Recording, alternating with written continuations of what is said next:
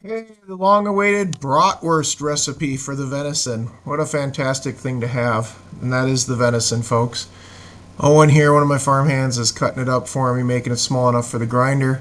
I've got the Sheboygan style brat mix, which you can get from PS Seasoning. I absolutely love this one. This is their MSG one. I'm just going to pour it in here until I get the right weight for the amount of poundage. I'm doing a 10-pound recipe. So I'm going to need just shy of 4 ounces of this for a 10-pound recipe. And I like to do it on the scale if I can do it. It's not always the easiest. A lot of seasoning companies send their stuff in containers, not always bags, but the store-bought stuff, that you get in the department store kind of things is in bags. And that's kind of the way PS Seasoning sets their stuff up in bags. I find that a little difficult to continue to use it and save it. But regardless, it still makes a really good brat. The Sheboygan brat is pretty nice. And again, I'm going for about 3.5 to 3.25 ounces there. I'm also cutting up some lard to give it some flavor. I got some pig lard here. I'm going to try and get about 6.25 ounces of pig lard. That'll give the brats a little bit more of a fattiness to them and give them a little bit more flavor. So get the scale tared out here. And then once I get that done, got to get the bowls tared out here first. And then once I get that tared out, I can make sure that I got at least probably about 6 ounces. So again, roughly about 3 some ounces of mix to about 6 some ounces of lard. And I like at least about a cup of water in the mix. And that way it kind of dissolves and comes together. Now these bratwurst are not smoked. They're going to be frozen, and then we'll fully cook them when we do them. So I don't have any pink salt in these. And again, since we're not smoking them, I don't need to. I'm going to make these up, and then we're going to freeze them, and then we'll just bring them out, thaw them, and cook them. Makes a wonderful bratwurst. So my son Grant here, he's grinding away.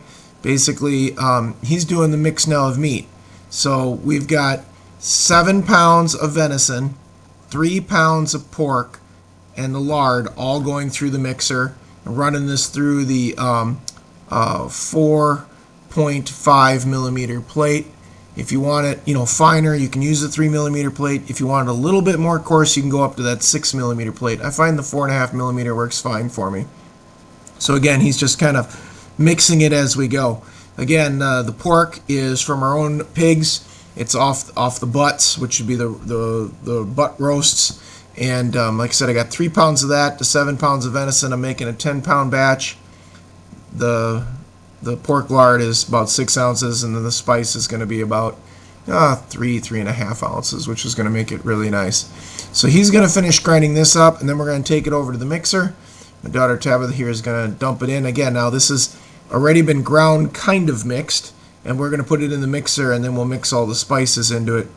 Bratwurst is actually really easy to make, I find, just because there's not a lot of steps to it. It's just basically grind the meat with the lard, mix it up with the spice, and case it up. I don't even have to wait too long. Now, if you want the best flavor, get done with this mixing and then stick it in your fridge overnight, and then stuff it the next day. So, but again, that's just a preference. So we're gonna get this mixed up, and we're gonna get the seasoning poured in. And like I said, I use that cup of water. That way it helps distribute it better through the meat. You don't get any actual chunks of spice. It works really, really well, folks. I'm real pleased with how this recipe comes together. It's really nice. Now this won't turn dark brown overnight if you store it overnight. And the reason is, remember, it has no pink salt in it. So overnight it's been in the fridge, and I'm getting it out here. And I'm going to start putting it in.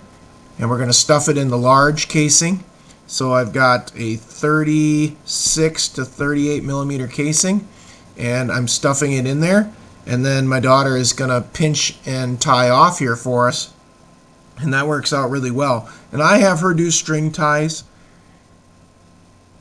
There's a lot of butcher people that learn how to spin the casings as they come off to put the twists in them. You go one way to the right, let's say, counterclockwise, and then you go to the left, clockwise, and then you go back and forth and back and forth, and then your sausages are all done. That works good when you're really used to the casings. Because my casings have sat all year in salt water and stuff, they're a little bit more friable. I found that sometimes it's just better if I just string tie them and call it a day. You know, there's 7 of us in the family, so we're trying to put like 14 brats in a package. So it's a fair amount of bratwurst in a package. I don't mind them at that point cutting them free from the strings, because then we're taking them to the grill or to the boiled water and it works really well. But for this sake here, we're just going to string tie them, and we're going to do a pretty good job.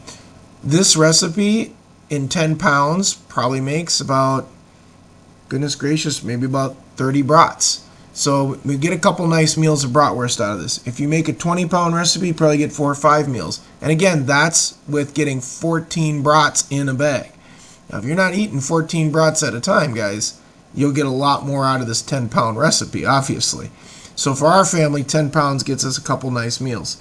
But for a family of like 2, only needs 8 in a package, you'd probably get 4 or 5 meals out of this recipe. So Julia's here right now. She's got them all in the vacuum seal bag. Again, these are just cased up, and she's going to vacuum seal these down with my bride here, Molly. And then these are going to go right into the freezer. Again, isn't this simple? I love it. Making bratwurst out of deer sausage is not the hardest thing to do. And if you don't have any pork around, you can use beef. If you don't have any beef around, you can do straight venison. But remember, with straight venison, it's going to be more dry. With straight venison, I'd probably consider putting some cheese in it and probably doubling, the amount of lard in it and getting that fat content up, just so it's not so dry when you cook it, okay?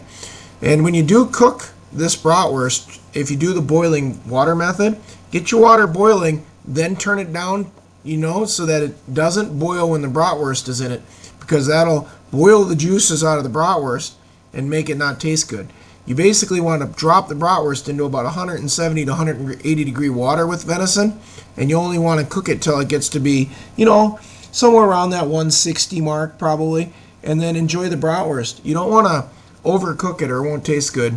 Again, you've seen this shot with all the different meats we made, and I'm just putting out the bratwurst recipe. Look back if you want to see the garlic farmer sausage. There's my bratwurst here now. And then look back if you want to see the Polish sausage recipe. They're all on my channel, folks. Please like, subscribe, and follow along, and you'll see great videos like this.